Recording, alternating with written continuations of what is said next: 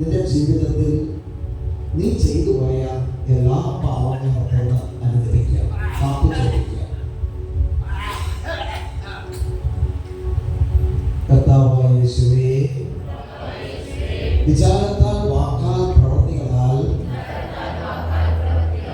ഞങ്ങൾ വളരെയേറെ പാപം ചെയ്തു പോയി. ഞാൻ മാപ്പ് ചോദിക്കുന്നു. എന്നോട് കരുണയായിരിക്കണമേ. എന്റെ യേശുവേ, രോഗിയായി എന്നോട്, പാപിയായി എന്നോട് കരുണയായിരിക്കണമേ, കരുണയായിരിക്കണമേ, കരുണയായിരിക്കണമേ. പാപിയായി എന്നോട്, രോഗിയായി എന്നോട്, ക്ഷീണിതനായി എന്നോട് കരുണയായിരിക്കണമേ. നിങ്ങളുടെ പാപങ്ങളോട് ഒരു തുള്ളി കണ്ണുനീർ ഈ ധ്യാനങ്ങളിൽ ഒഴുകട്ടെ.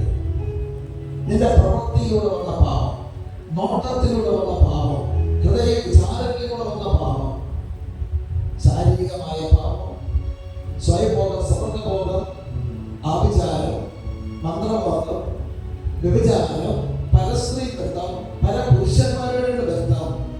ചില ആളുകൾക്ക്, ചില പുരുഷന്മാർക്കും ചില സ്ത്രീകൾക്കും, എന്റെ മക്കളെ, ദൈവം നിനക്ക് തന്ന ഭർത്താവ്, ദൈവം നിനക്ക് തന്ന ഭാര്യ നിങ്ങൾക്ക് അറിയില്ലെങ്കിലും നിങ്ങൾക്കൊരു അനുഗ്രഹമാണ്. നിന്റെ ഭാര്യയെ കുറിച്ചൊന്ന് ചിന്തിച്ചു നോക്കിക്കേ, നിന്റെ ഭർത്താവിനെ കുറിച്ചൊന്ന് ചിന്തിച്ചു നോക്കിക്കേ. ഇപ്പോൾ എന്റെ ഭാര്യ ശരിയല്ല, അവർക്ക് ഇന്ന കുറ്റമുണ്ട്, ഇന്ന കുറ്റമുണ്ടെന്ന് നീ എത്ര എണ്ണും? എന്റെ ഭാര്യ ശരിയല്ല, അവൾക്ക് ഇത്രമാത്രം കുറ്റങ്ങളുണ്ട്, നീ എത്ര കുറ്റം വേണമെങ്കിലും എണ്ണിക്കോ, എണ്ണിക്കോ.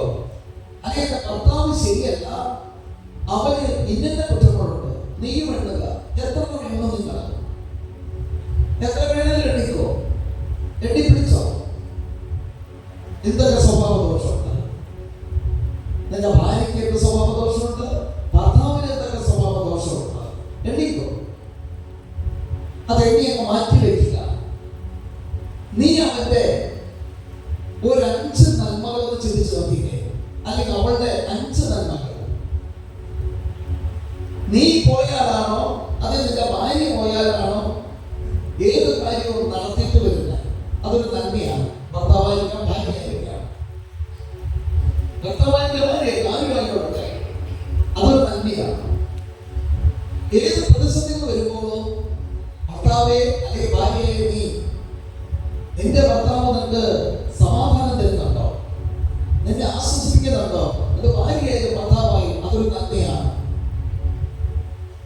നിന്റെ വീട്ടിൽ വസ്ത്രങ്ങൾ, മക്കൾക്ക് ഭക്ഷണം, പലതരത്തിലുള്ള ജോലികൾ, ഒരു ദിവസം യാത്ര കിലോമീറ്റർ ഒരു വീട്ടിൽ നടക്കുന്നത് നമ്മുടെ ഭാര്യ.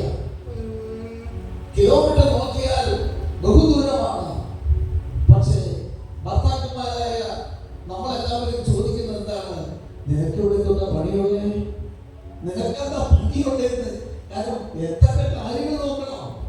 മക്കളുടെ കാര്യം നോക്കണം, മക്കളുടെ വസ്ത്രങ്ങൾ, ഭക്ഷണങ്ങൾ, കറിവേക്ക്, ഒരു കറി വെച്ച് കഴിഞ്ഞാൽ മോന്തയ്ക്ക് എറിയും ചില ഭർത്താക്കന്മാര്.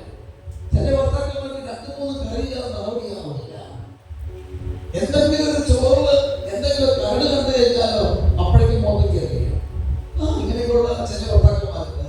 ചിലർ മാന്യമായി സ്നേഹത്തോടെ സാരില്ല കേട്ടോ, സാരില്ല കേട്ടോ എന്നൊരു വാക്ക് ഭർത്താവായ മകനെ നീ പറഞ്ഞിട്ടുണ്ടോ?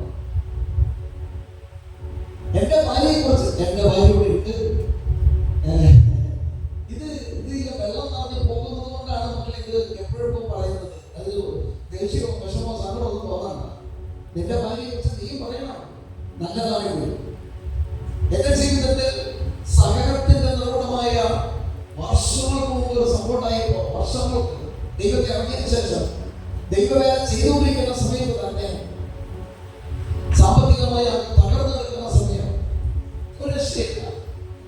40-48 പവൻ സ്വർണ്ണമായിട്ടാണ് എന്റെ ഭാര്യ കയറി വരുന്നത്. നല്ലൊരു സമ്പത്തുള്ള വീട്ടിൽ തന്നെയാണ് ദൈവം തന്നത്. സമ്പത്ത് നോക്കിയിട്ടല്ല, ഈശ്വരനെ നോക്കിയിട്ടാണ് കിട്ടിയത്. പെണ്ണിനെ വേണ്ടെന്ന് വിചാരിച്ചിരുന്ന ആളാണ്.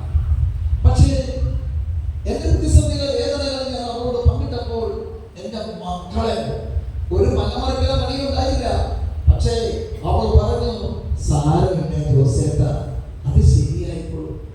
എന്തെന്ന് പറഞ്ഞേ, സാരമില്ല ജോസേട്ടാ, അത് ശരിയായിക്കോ. എന്നെ കേൾക്കുന്ന ഭാര്യമാരെ, നിങ്ങളുടെ പുരുഷന്മാരായ ഭർത്താക്കന്മാരോടും മണ്ടന്മാരും പൊട്ടന്മാരോടും ഞാൻ കണ്ടാം, ഞങ്ങൾക്ക് ഈ ഒരു വാക്ക് മതി നിങ്ങളിൽ നിന്ന്, സാരമില്ല ചേട്ടാ ശരിയായിക്കോളും. അല്ലെങ്കിൽ ഭർത്താവ് ഭാര്യയോട് സാരില്ല മോളെ അത് ശരിയായിക്കോളും. ഓ, എനിക്ക് പേടിയാ ചോദിക്കാനായിരുന്നിട്ട്.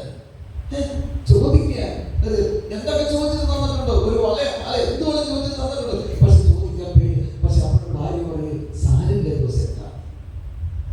ഇപ്പോഴുണ്ട്, എന്നാലും നല്ല ധൈര്യമാണ്. നിങ്ങളുടെ ജീവിതത്തിൽ നിന്റെ ഭാര്യയായി നിനക്ക് അവരുടെ സമാധാനം കിട്ടുന്നുണ്ടോ? ഭർത്താവിനായി നിനക്ക് സമാധാനം തരുന്നുണ്ടോ? എന്നെ കേൾക്കുന്ന പുരുഷന്മാരെയും, നിങ്ങൾ പകൽ ജോലിയിൽ